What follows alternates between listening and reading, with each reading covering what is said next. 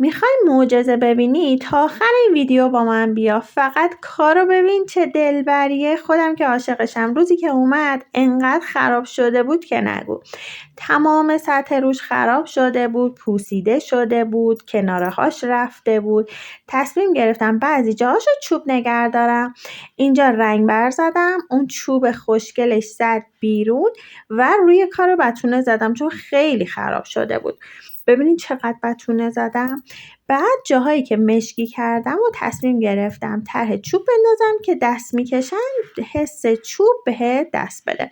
این پاتختیاش بود که بالاش جاشمی داشت که من اون جاشمیشو حذف کردم. ببینید روش جاهایی که این پاتختیاش پوسیده بود و تمام کندم، دوباره بتونه زدم. این شد اون دلبری که دلم میخواست. سرویسش خیلی کامله، همشو فیلم نگرفتم.